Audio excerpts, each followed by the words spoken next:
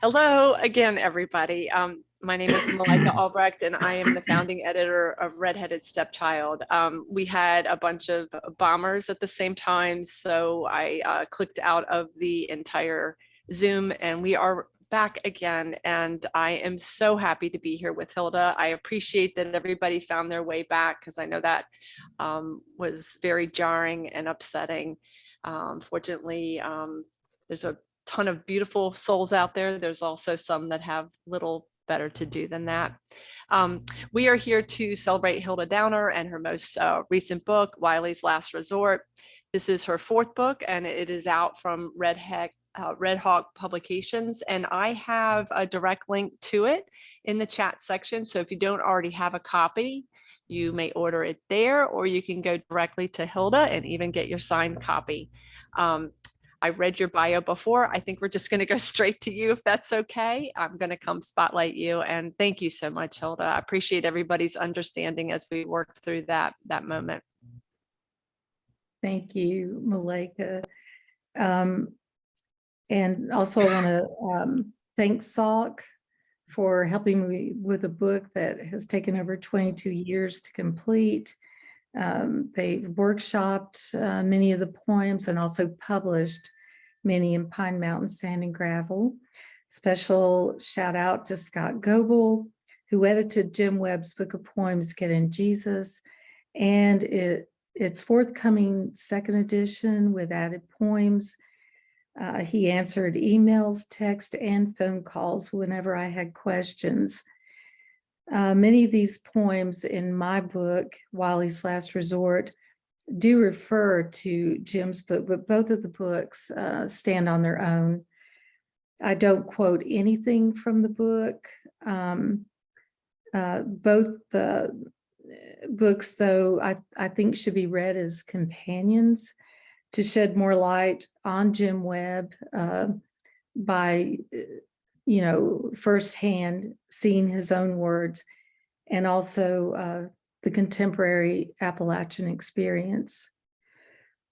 Wiley's Last Resort is about the late Kentucky poet Jim Webb, affectionately referred to as Wiley. Wiley Coyote was just one of his pen names. And it's also about events that took place at his primitive campground, Wiley's Last Resort. I do mention places like Hyman and Highlander, where SALC meets annually, as well as Appalachian Studies Association. Webb was an activist against strip mining and mountaintop removal, a caretaker of a multitude of dogs set out on the road above the campground, a radio personality at Apple Shop, co-founder of SALC and its publication, Pine Mountain Sand and Gravel, that promotes the diverse writing of Appalachia. Jim Webb, in short, was a hero for the Appalachian people. He organized for disaster relief, and he fought for their rights and their environment. As a result, he was burnt out multiple times. In the mid-'80s, his poem, Get in Jesus, catapulted him to regional fame after its publication in a college text. At his readings, he sold T-shirts printed with this poem, illustrated by Robert Gipe, and I'm wearing the shirt. And Robert Gipe also illustrated his book, published in 2013, and my book, Wiley's Last Resort.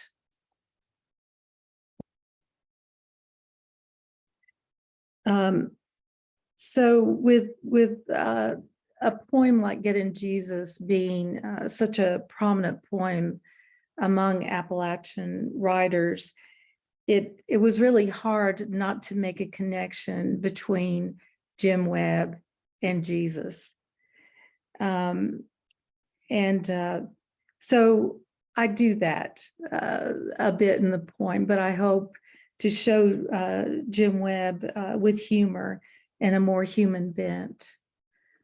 The first poem in my book is to accustom the reader to the sites on the over 80-acre campground denoted by Jim Webb's puns. Part of the campground is the former sand and gravel company that was also formerly owned by Jim's uncle, literally a strip mine where dynamite was used. The site consists of red and orange swirls of sand. So it was dubbed Mars because that's what it looks like. Another area that I mention a lot in the book is the spring-fed lake. And it was held in place by a dam, and it was referred to as walled-in pond.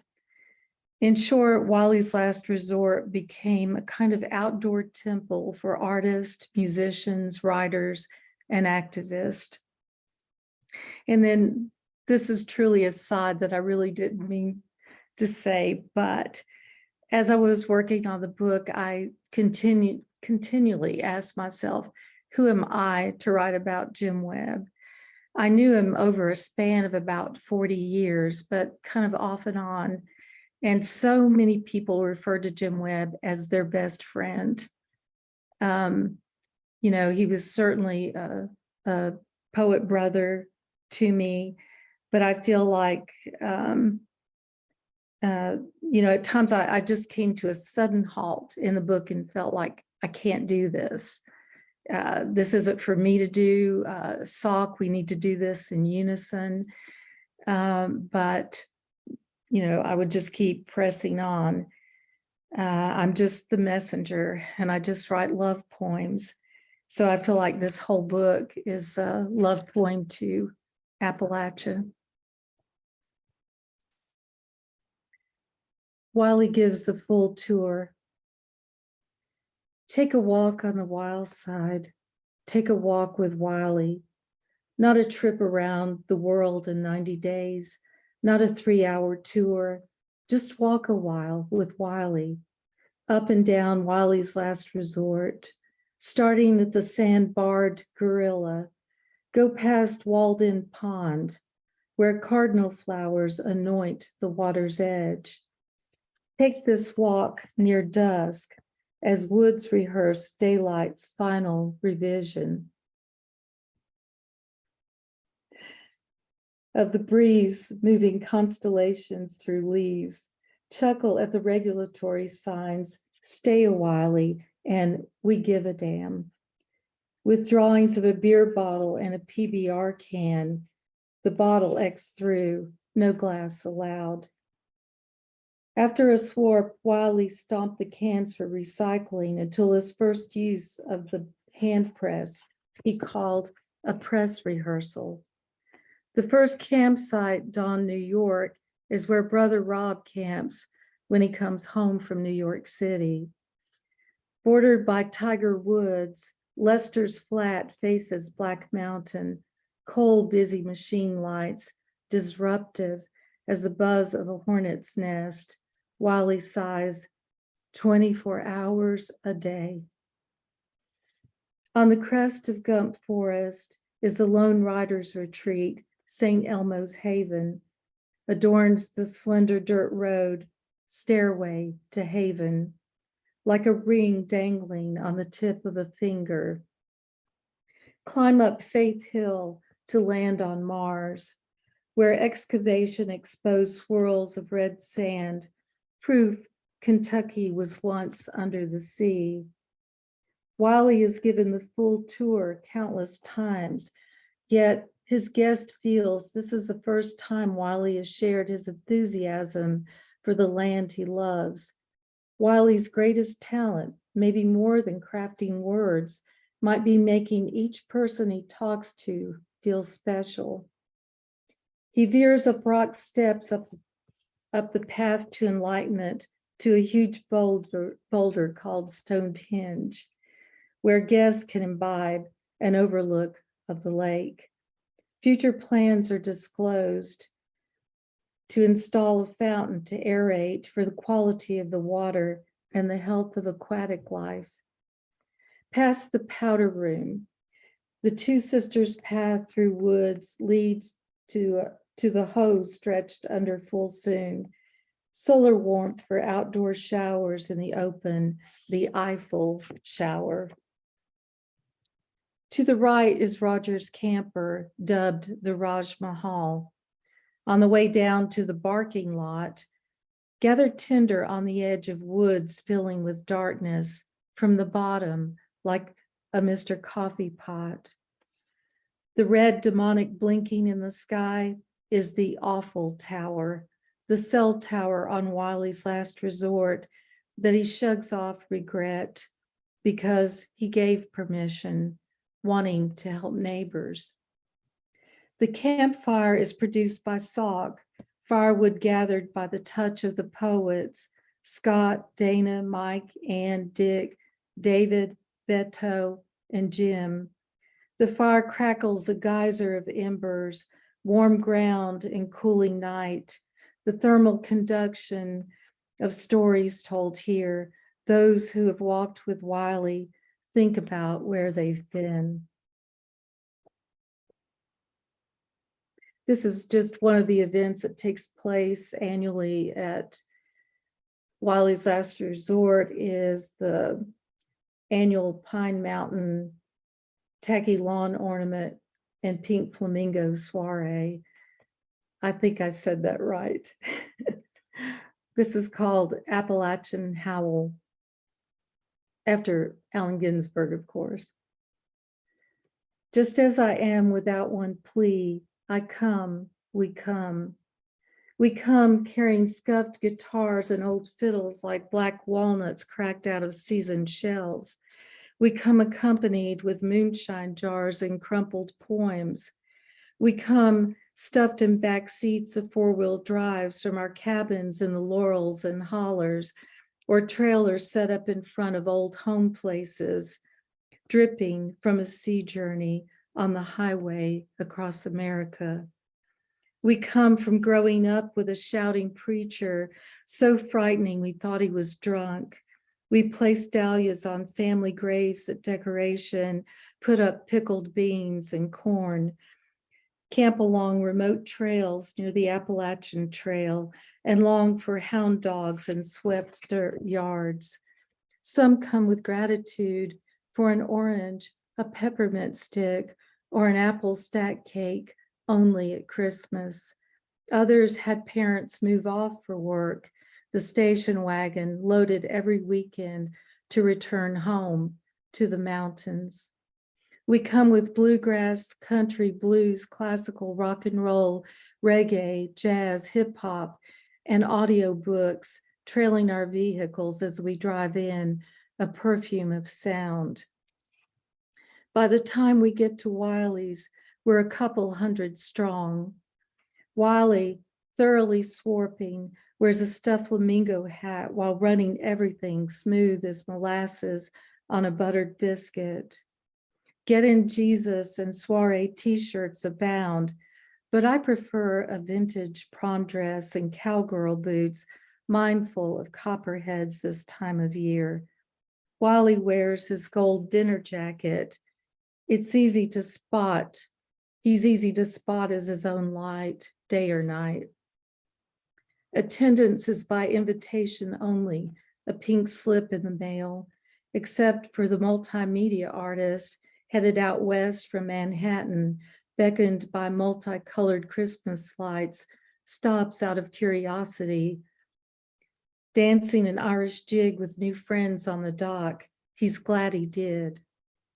We come for round-the-clock bands and poetry readings on the solar stage.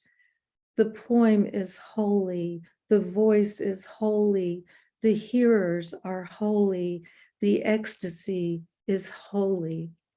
Flamingos in every pose and size, fashioned out of fabric, wood, plastic, and metal, are painted, sewn, or welded. Flamingos everywhere stop us in their tracks. We come for the after midnight jam cruise on the pontoon, also dubbed the Appalachian Queen, decked with solar lights. Scott jokes, and now you don't get this in Waller, Texas. Here at Wiley's Last Resort, I see the best minds of my generation, Holy, the supernatural extra, brilliant, intelligent kindness of the soul. As filmmakers, journalists, radio announcers, sports writers, activists, environmentalists, the movers and the makers, the salt and the shakers, the canoers on the Lakers, we come. From every campsite comes a generous offer. Uncle Raymond calls out, want to try rattlesnake, free range and naturally rodent fed? Marlene adds a slice of bread from sourdough starter kept alive for generations, and homemade wine from heirloom grapes, bodies, suffering, magnanimity. In every molecule of this soil on Pine Mountain, there is a universe. When coal companies remove mountains, they remove the headwaters, the flora and fauna, the people and their culture. We call that genocide. Some of us nearly destroyed by opiates. We come back to ourselves to meet on that distant shore. We come tromped on, burned out, gommed up, hoodooed, hogtied, tarred and feathered, lawyered, thieved from, and held under the gun.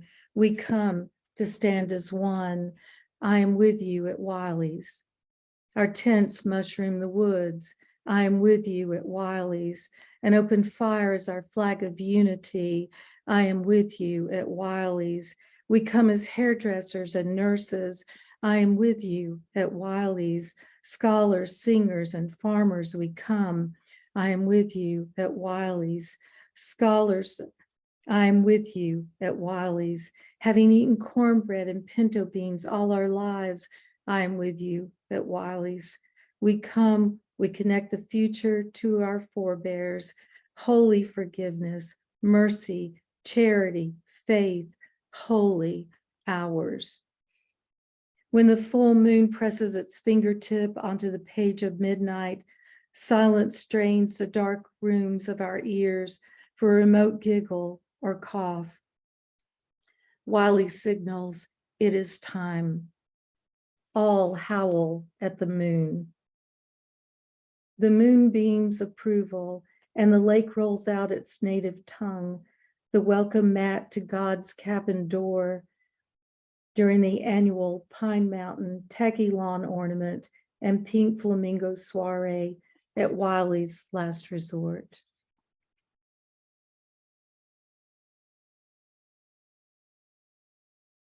Wiley's voice. This is the powder room where they stored dynamite. He spoke, stepping out of the concrete vault as the reverb of his voice inside overlapped his voice outside.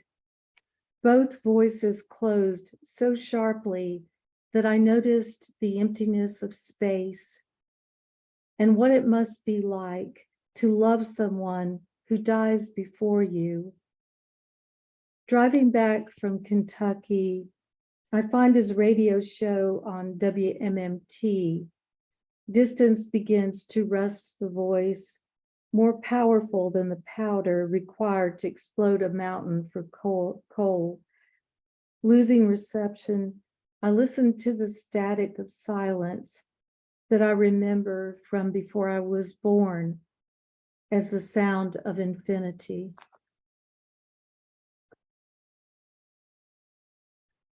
Wiley reads his America poem. Walden Pond serves as background for our lawn chairs beside the sandbarred gorilla.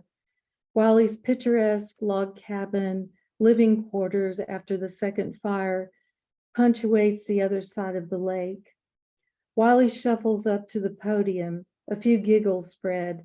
He's funny just standing there. He says, America, to begin his America poem. We are hanging on to every mountain enunciation etched onto our souls by ancestors who fled oppression. Wiley pauses. He stares into the distance. We all turn, watch in silent reverence. 3 deer walk beside us. skirt the lake, and enter the woods. Wiley resumes reading his America poem. Wiley's last resort is on top of Pine Mountain, the second highest peak in Kentucky. Wiley wants to keep it that way, but the coal company keeps hacking away at Black Mountain as we sleep, as we wake. You don't know what he's going to say, but you know it's going to be brilliant. Burned out, he lands on his feet again. His America poem addresses big coal companies. Wiley's voice booms, shakes the rafters of the woods. You sorry, sorry greedheads. He tells them once and for all to stop pillaging the mountains. That is, if any of them likes to drink water, leave the headwaters alone. When he gives a final radical yell, collective tears sting, and we squeeze hands with those beside us. Scott shouts, "Come on now, Wiley, tell us how you really feel." Wiley tells a story. When he first started reading his poultry against strip mining, a heated woman in the audience opposed his use of expletives. She called him an angry young man. Well, he explained, it's like when you lose at shooting pool. You don't just say, shucky darn. Sock,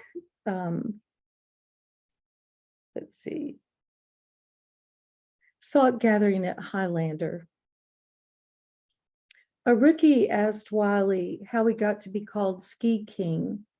Wiley started to tell the story, heard so many times before. He interrupted himself, said he had to take stage right, and walked out of the room. Giggles trailed him. Pauletta picked up where Wiley left off. Dana pitched in a few more details. Dick was finishing the tale as Wiley returned to listen to the end. He stepped inside the circled rocking chairs, waved his hat off, and said, I never knew before that I could go on without myself. Wiley tells the history of Highlander. Used to, you could look off this deck and see black cars line the entire edge of that wide field below, the FBI, because of the carry-ins on of subversive activities like quilting, buck dancing, and Cherokee basket weaving. Highlander lets Sock meet here probably because we don't break anything. Way back, people for unions came to learn how to organize. During the civil rights movement, Rosa Parks was here when she decided not to give up her seat to a white man. Martin Luther King Jr. probably stood on this very spot, his thoughts fused to these blue mountains, noble thoughts in mountains still there, above the black cars directed toward him like torpedoes.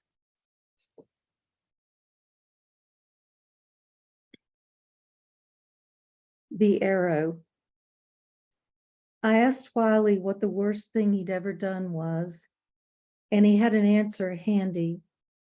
When I was a young'un, I shot my granny in the butt with an arrow. I wondered if she got mad. Nah, she was hanging out clothes, knew I was just playing and didn't mean it. Even the worst thing Wiley has done is funny. That isn't true for everyone. I think of another granny when I was growing up, God-fearing and so good that you became good around her. Before she and her husband wed, she became pregnant. For that one thing, she lived her life with the undertow of shame. Shame is a kind of missing who we would have been without it. It rusts from the inside out. Wiley had the ability not to regret, not to miss. Zen Buddhist monks never missed, so proficient at hitting the target, not to waste arrows during practice, They simply pulled back on the empty bow. How am I for time? You're doing great. You're doing really great. Okay, 3 more poems. Perfect. Yes, please. Wiley's heart is in the right place. After the SOC reading at Appalachian Studies Association, Wiley came up to me because, as a nurse, I represent all healthcare. The hospital hoodooed me, he complained. They charged me $40 for an aspirin, then ran all kinds of tests I didn't even need and charged me for them too. Wasn't nothing wrong, he lamented, except my heart. I'd already learned through the grapevine about his arrhythmia. I began to ponder Wiley's heart, loved by countless friends and women, rarely alone, his campfire forever circled by those who enjoy an adult beverage in a dry county on their way home. Some are already there in a camper for the season. Some see the fire from the road and drop by to catch up. The flames sway like a chorus. Oops. Harmonious. Maybe a banjo picker, filmmaker, and hairdresser joined by someone asking for directions. The next hour, nearly all is left except for the newly arrived guitarist and waitress. Stories, music, jokes are directed toward a fire that holds its own against the darkness. Wiley must have felt alone sometimes. St. John's wort on his medicine shelf. A world beating chaotic as the chambers of his heart. From his bed those nights before confronting insurance or coal companies in court, he must have watched limbs sword fight outside his window. He must have felt that all the poets are asleep.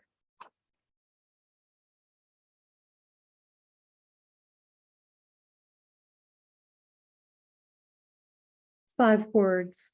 In the last video of Wiley Coyote, just out of the hospital with pneumonia, but congenial as ever, his breath is labored. He would have laughed if told he had SOB, the old medical shorthand for shortness of breath. He becomes the pivot of Appalachian music, campers, and the creek there in the background. He treats the interviewer the way he treats everyone, as the most important person on earth. Asked if he will come back next year, his answer, definitely, stills our hearts. When asked to describe the festival in 5 words, he is delighted. A man of words, a man of his word, he counts out the words that spring from fingertips on one tremulous hand. He counts, we count on him. No years left for him to count in these hot, hallowed hollers. He speaks for us all. Let the mountains ring forever.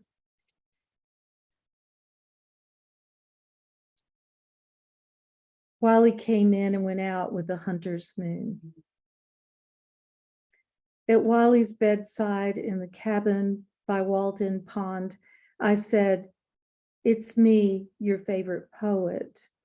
And I actually meant to introduce this poem with, Wiley had told me many years ago I was his favorite poet, but I'd already heard other poets say, "Oh, I'm Jim Webb's. He's told me I'm his favorite poet." So I was already on to him. So at Wiley's bedside in the cabin by Walden Pond, I said, "It's me, your favorite poet." He managed to smile and carefully prepare the words. That's right.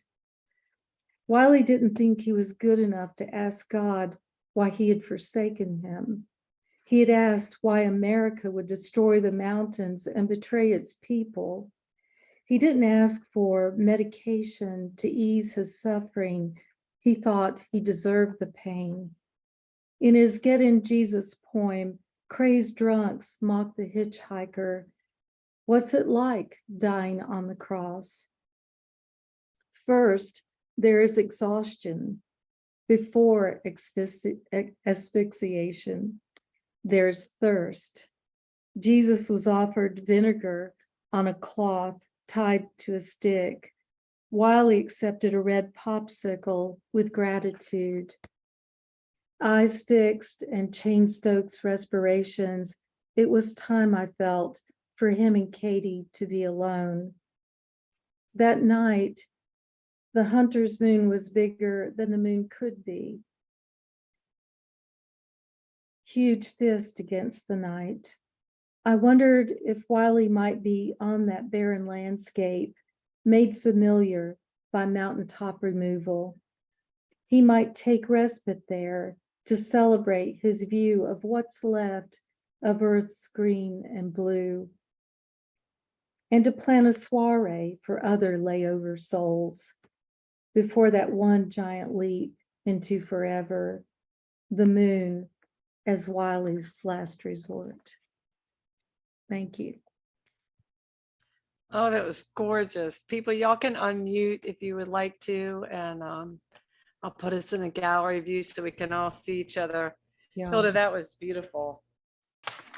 I'm still reeling over some of the lines. And, you know, for someone like myself who never met the Jim or knows anything, I felt like in all the stories, especially the soiree one, that I was meeting a really unique person. So I deeply appreciate that. And I'm sure for those of you who knew him, it hits differently. But I think there's a couple of us that had not met him, and the poems themselves stand on their own without that as well. Yeah. One of the things, Malika, that was kind of difficult with working on the book right after 2018 when Jim passed away was that everyone was still hurting in SOC. And I, of course, wanted readers, SOC readers. And so that was it was a really difficult time. And I think, you know, it certainly still is. Yeah. It's a beautiful tribute. I also wanted to go back to something that you said when you were first talking, that it took you 22 years writing these. And so I wanted you to, you know, kind of talk about that, because it sounds like there were poems in the making. And then when he passed in 2018, you had a collection together, but needed to wait because that fresh loss. I think, I mean, the poem started, I never intended it to be a book. So Jim might tell me something, or I would just observe something, or someone else would tell me a story. But with Jim, it was just like this friendly jousting, like, Jim, you know, I'll write a poem about that. You shouldn't have told me. And he's like, yeah, you probably will, won't you? And then I would show up, you know, with SOC at Highlander when we workshop, and sure enough, I'd have a poem. And he was so good-natured about it, you know, he just laughed about it. And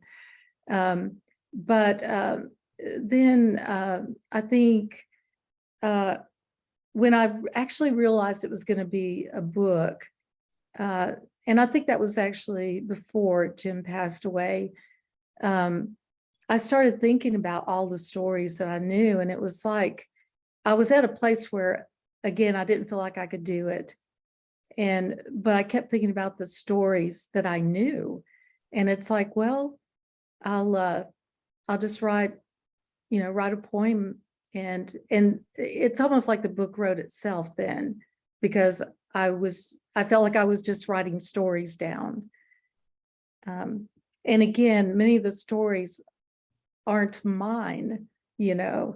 I was there for some of the stories. Jim told me some of the stories, and then other people that knew Jim told me some of the stories, but I still feel like, you know, kind of an imposter with being the messenger of relating these stories. Yeah, and I heard that struggle, that sense of who am I to, to do this? But I would have you look at the chat section where people are writing things like, Hilda, what a marvelous celebration of Jim Webb. Wow, Hilda, you captured Jim and his world so beautifully. So I think that must be helpful. And then also for someone who doesn't have that relationship with him to say, I really enjoyed hearing all about it, and it made me want to look this person up. And I think that's a fabulous tribute to someone, to inspire others that didn't know him to want to know more. Great. So And people, but that's a hard one. Like it. For people to read his book too. Yeah. I hope it really inspires people to get Jim's book, Get in Jesus. Yeah, it does, because I'm like, I've got to go look up the person who inspired it. And Joan just said, if not you, who else, Hilda? And I think that that's a very important and valid point. But I think that I think a lot of writers wonder, whose story are we telling? And I think that that's something that's a legitimate thing to have that conversation about. But I would say this is one where, you are the exact right person. And Jim was even seeing some of the poems that you were writing. And I just think it's amazing that you put this all together. And I'm glad to see that you're touching people that knew Jim deeply. And I'm also glad to see that you're inspiring people like myself to go look him up. And Pauletta, yeah, perhaps none of us have the right to write, but those of us who feel the necessity must go forward, right? I know times when I've looked at something and said that that's not my story to tell, but that usually has to do with things that are of a different nature. Yeah, and wise words, Pauletta. I think that's true.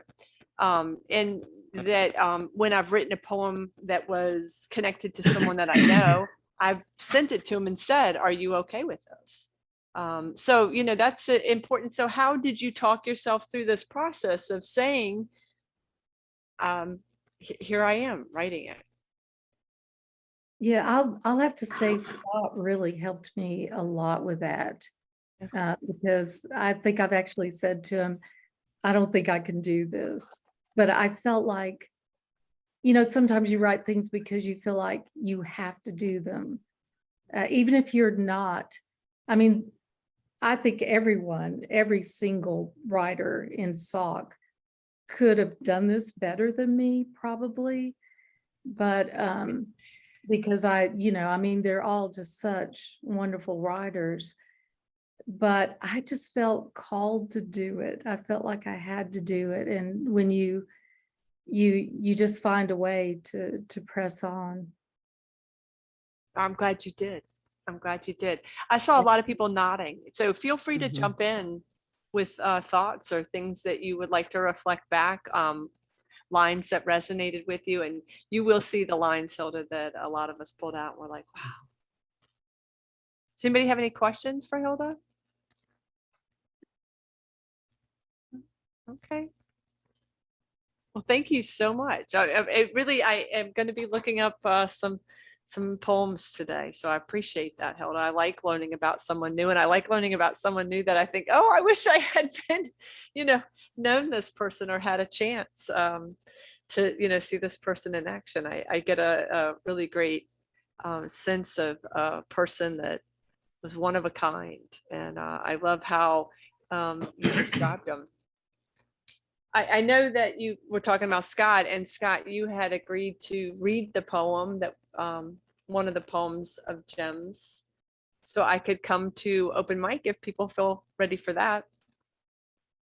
Okay. Sure. So if I come to you, Scott, let's see. Yes. Yes, Awesome. I'm here. Great. I've got you on Spotlight.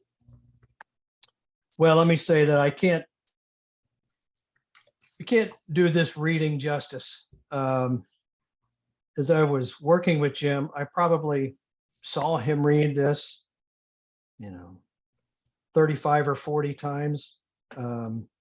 One of them stands out in particular, and that was when we were being interviewed at WMMT in Whitesburg. And it brought that, as Hilda connected with her Howl, Appalachian Howl poem, it really connected my first impressions of Jim as the way he connected for me with the Beat Generation. So as he would say, this is a true story poem. Get in, Jesus. I stood the sawed off hours you stand when you're outside of Jenkins, hitchhiking home. The Letcher Pike line ain't no place for a hippie to catch a ride. Long hair, hairy beard, blue jeans backpacked makes it too crowded for the churchgoers whose front plate proclaims God is my co-pilot. Too crowded for those who eat more possum, for coal trucks, county mounties, and countless others. Till, as in the numb, dumb dreams you have when there's nothing else, a wore-out 57 Chevy, 210 two-door screams and stops. The door flies open and a mountain crazy says, get in, Jesus. Knowing even saints appear at Halloween and knowing no others are likely, I climb in the back seat. Up front, two card-carrying, sad, lost-eyed, burned out John Greenleaf and Detroit Cityers, and now two in back, settled down with the floor's dust. The car spins off. The Boone's farm is past. I drank. The only one who talks looks back and says, where you going, Jesus? Mingo County, West Virginia, I say. Mingo County, West Virginia, have another drink. I drink again. Almost heaven, I say, watching the green spring fly by. He says, I ain't never rode with Jesus before. I say, neither have I. Oh, come on now, Jesus. You can tell us. We won't tell no one. And they all cackle and I laugh too and take another swig. The wine is sweet and terrible as the God I've heard about all my days. And they're riding crazy. So Jesus crosses my mind and I think about it. About being Jesus and saving souls by losing mine. A body could do worse. Being Jesus might be better than I'll be. Pour the coal to it, boys, Jesus says, and they howl, and the driver squeals a curve away. We're flying about as high as the earth can stand. Saints all, martyrs to wars, whores, pieces of silver. Saints lost and dying. Hey, Jesus, tell us something. What's it like to be hung up on the cross? It ain't for shit, I say. What'd you let him do it for, Jesus? Just couldn't help myself, I say, and laugh. We all laugh, and they're tickled that God would ride with them and drink sweet, cheap wine without even wiping the bottle. As for me, when they cut off just the other side of Virgie, I got out. The door stood open. Are you really Jesus? He says with a sawmill smile. I smile back. If I was Jesus, you think I'd be thumbing? We all grin. Wheels spin, gravels fly, the dust settles.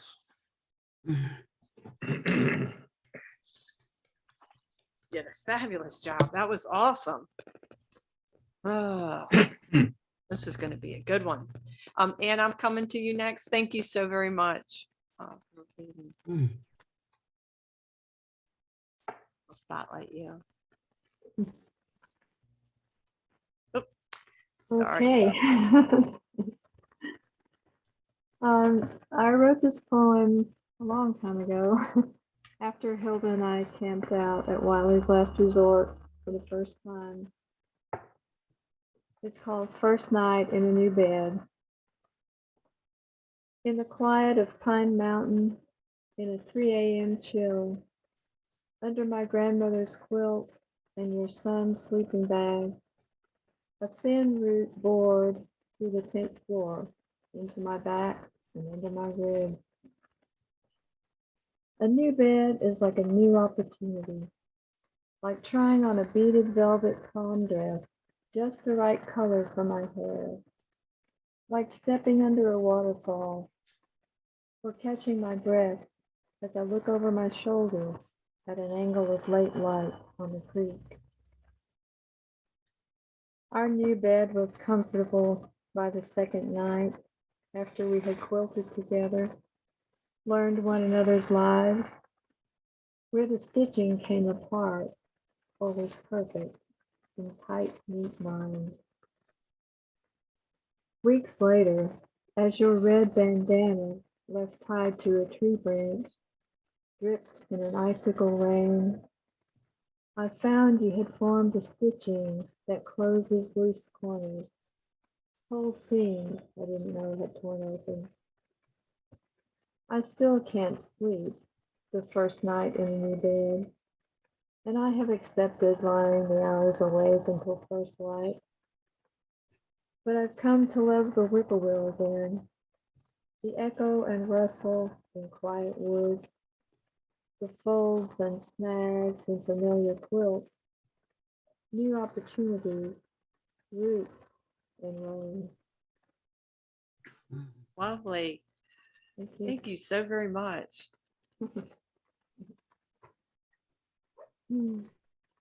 I have Richard next. Let me come your way. There we go. I see you.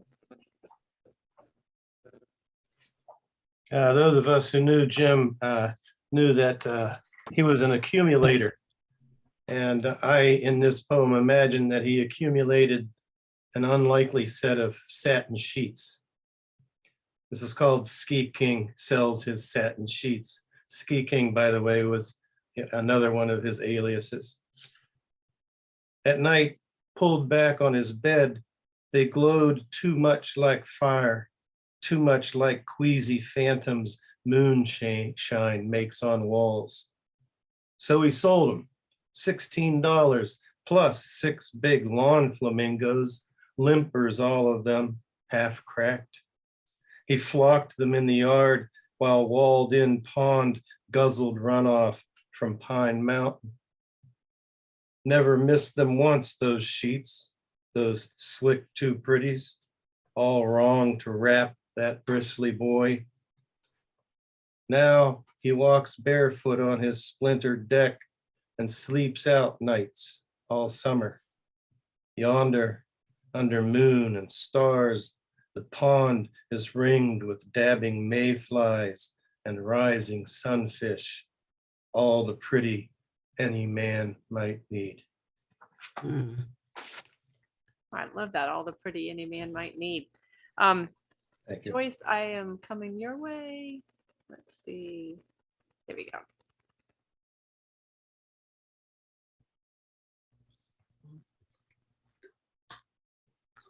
I'm sorry. Can you hear me? Yes. You can indeed. This has been so beautiful, and everything has been centered around those who have a special closeness to Jim. I know Jim. I was fortunate to hear him read Get In Jesus, but I don't belong to that inner circle. And I think in the spirit of that, I would like to hear more I would like to pass on this and let the atmosphere continue. Okay. Somebody else said something Thank similar you, to that. Joyce. So I will trust all of y'all with that. That being said, I will, yep, so that was your thought too. So you said, Elizabeth sensed that as well. Is there anybody that would like to read? I have a couple people left on the list. Yeah, Am I on your list? yes, ma'am, you are. Okay. All right, thanks. I will come your way. I think you might be our last poet. Oh, and then Les as well. Oh, good. All right, thank you. So I will say that I don't think I was one of Jim's favorite poets. I think our work was too different. But I do like to believe that I was one of his people, as I know he was one of mine. And I think he would have liked this poem, which started from a headline that I read on my way back from doing some flood relief work in Hindman, stopping in my hometown of Jackson. And the headline was about a group of folks on River Caney who were suing the coal company for their sludge pit up above and its relationship to the flood, called No Friends of Coal. And there are two epigraphs. One is, "What a friend we have in Jesus, all our sins and griefs to bear," a traditional hymn. And the other one, Leviticus 14:45, "And he shall break down the house, its stones and timbers, and all the plaster of the house, and he shall carry them out of the city to an unclean place." And when the unclean place is the silt pond up by the strip mine, and the gray of its waters broke free from its rickety dam and carried away your house built wise as you could, what else but a lawsuit to carry the blame back up the shorn mountain where it belongs? What a friend we have, and Jesus wept, and I'm willing to wager he would again at Black Hawk Coal and their claims of our people, and deeply impacted their sympathies and their support, and the mud had not dried when they posted their notice intent to blast over where the door stoop had been before the flood. I know there was rain, too much, too fast, another one of those 1,000-year floods. But what kind of flood carries its little ashy silt pond fishes down from what's left of the mountain, not up from the creek? Within minutes of the color change, the water rose so high that it picked up houses, cars, sheds, boulders, trees, staircases, swing sets, and swimming pools.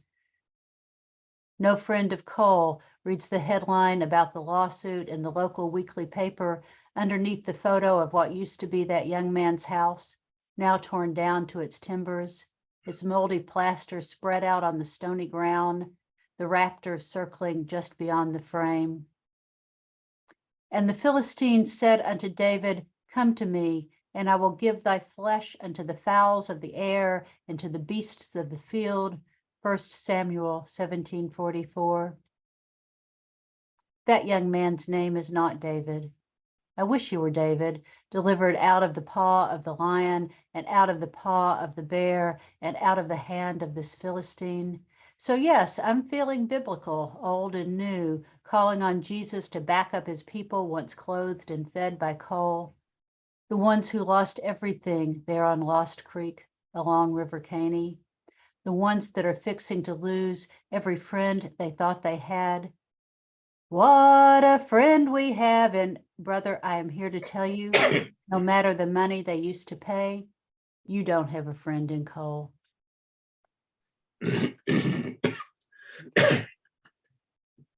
Just realized I was talking and I was still muted. Thank you so very much. Thank you. Oh, this is fabulous. Les, I'll come to you. And I'll remind you to unmute. Thank you. Make sure you unmute. Thanks, but I'll pass on this too. I'd love to hear more from the ones who are in Jim's circle. All I right. love the Thank you. reading from Hilda. It's wonderful. Yeah, it's beautiful.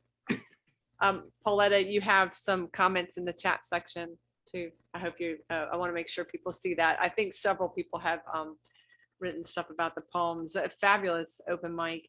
Joan, I will come to you. I was not in Jim's circle, not at all, but I'm so happy to learn about him. And thank you for this, Hilda. I'll just wedge this small poem in, and it might not be out of place. It's from my new book, Orange Tulips. Summer's start. June's early fire draws up dawn. Light deepens the morning world. It's cool before the dew burns off. Mud in the ditch and leaves on the road track last night's storm. The afternoon will be hot. My house is shaded, coddled by woods as I am coddled by solitude. I love this world I yearn to shed. Dusk falls softly into the earth. Light drenches my reawakened life, warms the small planet of my heart. Thank you. Thank you very much. That's beautiful. The small planet of my heart. Fabulous, guys. So that is the end of what I had written down for open mic. If I missed somebody, let me know. I want to thank y'all for not just joining us once, but joining us twice tonight. Again, Hilda, I apologize about that. I'm very glad that we were able to come and celebrate. And this video will be up with just us. Elizabeth just wrote, thank you, Hilda, and all those readers. What a wonderful, what a wonderful open mic.